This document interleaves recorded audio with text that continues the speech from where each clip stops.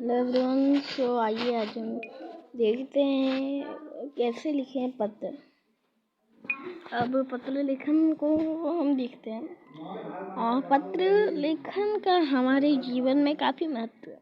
हमारे जीवन में जो है पत्र का बहुत ही महत्व है। ओके, किंतु आजकल टेलीफोन, मोबाइल व कंप्यूटर के बढ़ते प्रयोग से पत्र लिखने का चलन कुछ कम हो गया है।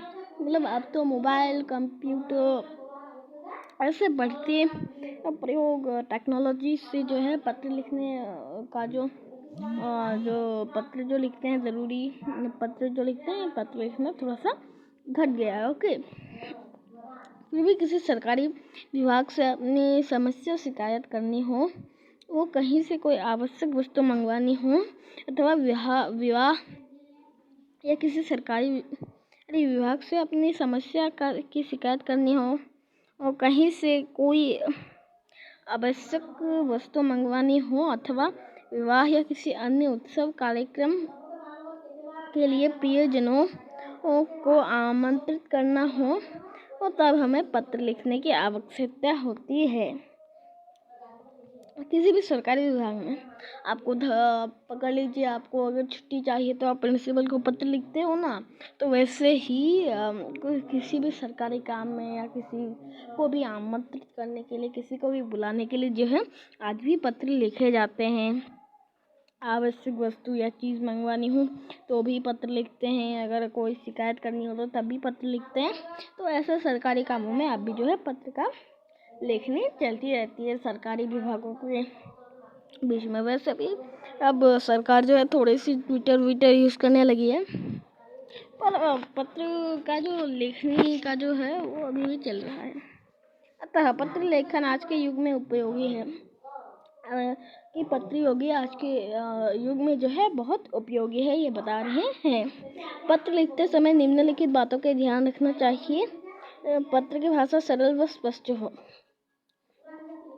पत्र लिखते समय कुछ चीज़ों का जो है ध्यान रखना चाहिए कि पत्र की जो भाषा है वो स्पष्ट होनी चाहिए। मतलब जो सेंटेंस हो ना अच्छे से समझ आना चाहिए, नहीं तो अगर नहीं समझेगा तो वो पत्र को समझ ही नहीं पाएगा। एक पार्ट अगर पत्र का नहीं समझा तो पूरा पार्ट ही नहीं समझा, है ना।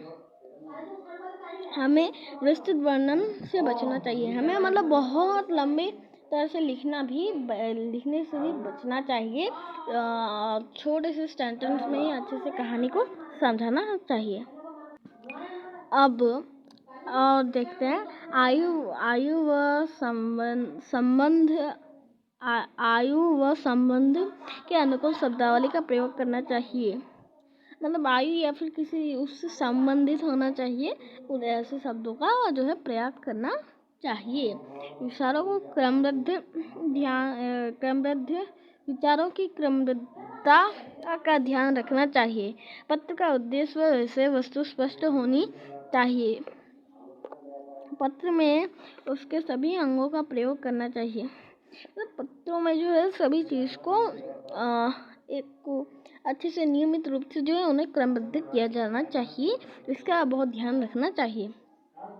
पत्र का जो उद्देश्य है वो विषय वस्तु जो है स्पष्ट होना चाहिए। मतलब जो भी आपका मेन पार्ट हो वो स्पष्ट होना चाहिए, समझ में आना चाहिए।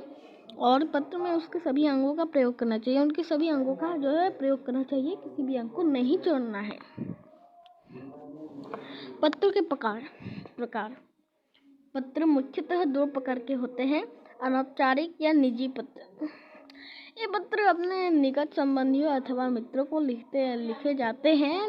इनमें निजी बातों का ब्यौरा वर्णन होता है। इसमें जो है आपके माता पिता, आपके परिवार वाले, इनमें आपके जो है दोस्तों का जो है उनमें कुछ जो है निजी जो पर्सनल बातें हैं उनको लिखे जाते हैं। औपचारिक पत्र। अभी औपचारिक पत्र क्या होता है? ये पत्र उन्हें लिखे जाते हैं जिससे हमारा निजी संबंध नहीं होता, ऑफिशियल संबंध क्यों को लिखा जाता है। जैसे कि पकड़ लीजिए प्रिंसिपल,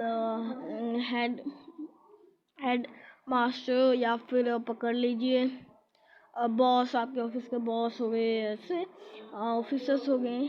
ओके, तो पुलिस ऑफिसर हो गए, आपके ऊपर के जो हैं जिनसे कि आपको परमिशन लेनी होती है हर चीज़ के लिए, उनको जैसे कि लिखना उसको औपचारिक पत्र लिखते हैं।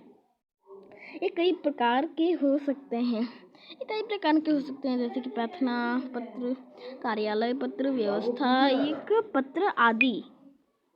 ओके, रुकिए, मेरा थोड़ा सा गलत हो गया है। तो प्रार्थना पत्र भी हो सकता है, कार्यालयी पत्र भी हो सकता है, व्यवसायिक पत्र आदि। ओके, ऐसे पत्र हो सकते हैं। प्रार्थना पत्र प्राचार्य को आवेदन के लिए लिखे जाने वाले पत्र, मतलब प्राचार्य को आवेदन, जैसे छुट्टी के लिए, कुछ प्रॉब्लम्स के लिए जो कुछ लिखे जाते हैं ना पत्र, उनके लिए जो आवेदन होता है प्राचार्य जी को, उनको प्रार्थना पत्र कहते हैं।